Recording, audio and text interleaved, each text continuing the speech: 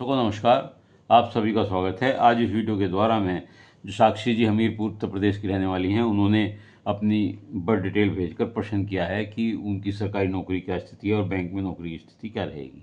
उनके द्वारा बताए गए समय के अनुसार जो उनकी कुंडली बनती है वह कर्क लग्न की कुंडली बनती है तथा ग्रह स्थिति इस प्रकार है। दूसरे भाव में चंद्रमा है, तीसरे भाव में गुरु केतु हैं, छठे भाव में मंगल हैं, आठवें भाव में सूर्य बुध शुक्र हैं और 9वें भाव में राहु है और 12वें भाव में शनि है। ये उनके ग्रहों की स्थिति है। देखिए, आपका जन्म कर्क लगन में तथा पूर्वा फाल्गुनी नक्षत्र के प्रथम चरण में हुआ है। जन्म राशि आपकी सिंह है। वर्तमान में सूर्य की महादशा चल रही है आपको, जो 17/1/2029 तक रहेगी। उसके बाद चंद्रमा की महादशा शुरू होगी। कर्क लगन के आप हैं। कर्क लगन के होने के कारण आप बहुत सुंदर आकर्षक व्यक्तित्व पर्सनैलिटी के स्वामी हैं। आंखें बहुत सुंदर और आकर्षक होती हैं। मौसम के परिवर्तन के साथ, क्योंकि चंद्रमा दूसरे भाव में बैठा है, मौसम के परिवर्तन के साथ आपका गला प्रभावित होता है और गले में जल्दी खराश या खराबी हो जाती है, खराब हो जाता है। साथ ही आप सबकी मदद करने के लिए हमेशा तत्पर रहती हैं, लेकिन आपके साथ ऐसा नहीं होता, जिससे आप कुंठित हो जाती हैं। तीसरे भाव में आपके गुरु और केतु है। गुरु के कारण छोटे भाई का योग हो सकता है, आपके पास छोटा भाई हो, लेकिन उससे सहयोग नहीं मिलेगा। और ऐसे लोगों का भाग्योदय जो है ये, क्योंकि भाग्येश आपका भी गुरु है और वो गुरु से देख रहा है, तो भाग्य उदय और स्थान परिवर्तन का योग 16/17 साल में होता है और भाग्योन्नति होती है। केतु भी यहाँ से देख रहा है, तो केतु 34 साल तक अपना प्रभाव रखता है और 34 साल के बाद भाग्योदय करता है। गुरु केतु युक्ति बहुत अच्छी नहीं होती तथा इसे गुरु चांडाल योग भी कह सकते हैं। ये अच्छा नहीं होता। मंगल छठे भाव में है और नौकरी के भाव का, दसम भाव का स्वामी होकर के और पंचम भाव का, दोनों अच्छे भाव का स्वामी होकर के छठे भाव में बैठा है, जिस कारण आपको सरकारी नौकरी मिलने की संभावना कम इसलिए लगती है क्योंकि मंगल की भी दृष्टि दसम भाव पर नहीं है, भाग्य स्थान पर है और 12वें भाव पर है, तो और इस पर लगन पे है, तो इसलिए संभावनाएं कुछ थोड़ी सी गवर्नमेंट जॉब की नहीं लगती। छठे भाव से हम विशेष रूप से जो है रोग रिपुरण को देखते हैं।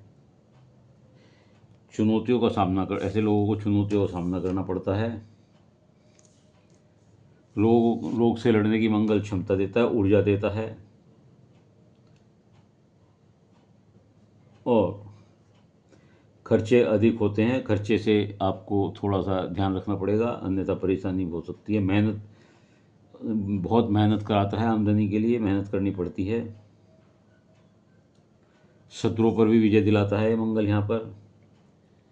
और सीबीआई जैसी, पुलिस जैसी नौकरियों में यदि आप इंटरेस्टेड हो तो उसमें अच्छा योग हो सकता है।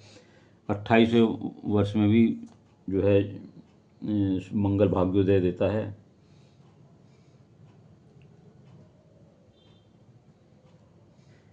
और यहाँ पर बैठकर मंगल छठे भाव में विदेश योग भी बनाता है। शनि सप्तमेश होकर के और अष्टमेश होकर के 12वें भाव में बैठा हुआ है, विदेश योग देता है। 12वां भाव जो है वो बुध का है, तो बुध के भाव में शनि है और यहाँ जो आपका शनि के भाव है, अष्टम भाव है, यहाँ बुध बैठा है। दोनों का अनन्य ग्रह परिवर्तन, एक दूसरे घर में बैठना अच्छा योग होता है।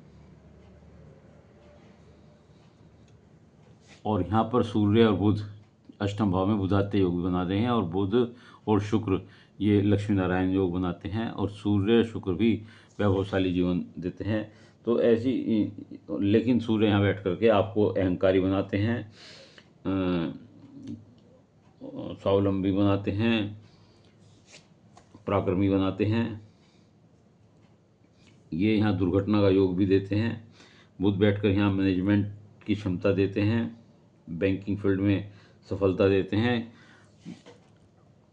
गुरु के वजह से अगर हम गुरु देखें तो गुरु का 5वीं दृष्टि सप्तम भाव पर है और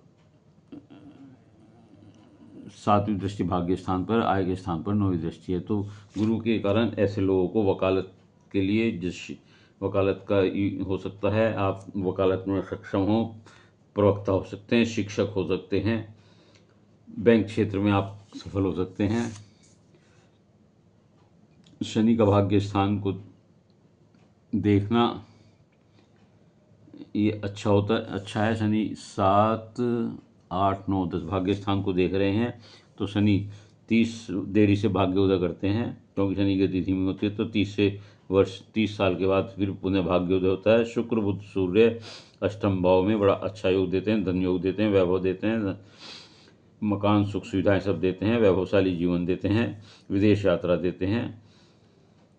नेतृत्व सूर्य यहाँ नेतृत्व की क्षमता देते हैं, अहंकारी बनाते हैं। राहु के पंचम भाव में बैठने से, राहु के 9वें भाव में बैठने से ये विरासत से थोड़ा देरी से विरासत से संपत्ति प्राप्त होती है। नौकरी में ये बदलाव दे देता है। उच्च पद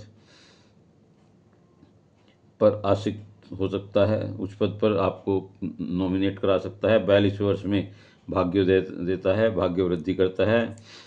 मानसिक उत्तेजना व बेचैनी भी देता है यहाँ बैठ करके। अचानक उन्नति देता है और विदेश योग भी यहाँ राहु बैठ कर देखता है। 12वें में शनि में ज़्यादा अच्छा इसे नहीं मानते, बल्कि अशुभ समझते हैं। धन हानि देता है, धन हानि देता है और बाधाएं देता है। एकांत प्रिय बनाता है, आपको फिजूल खर्ची कराता है, आंखों में परेशानी देता है। तो इस प्रकार आपका जो कुंडली का विश्लेषण करके स्थिति निकलती है। मंगल आपको अच्छी सर्विस देता है और वो बुध के वजह से आपको, शनि और बुध के अंदर ग्रह परिवर्तन के योग से आपको बैंक में, जो नेशनलाइज्ड बैंक तो नहीं होंगे लेकिन जो दूसरे अच्छे बैंक होते हैं, उन बैंकों में आपको अच्छी पद पर नियुक्ति दे सकता है। इसलिए आप दूसरे बैंकों में ट्राई करें तो आपको निश्चित तौर से अच्छे पद पर नियुक्ति मिल जाएगी।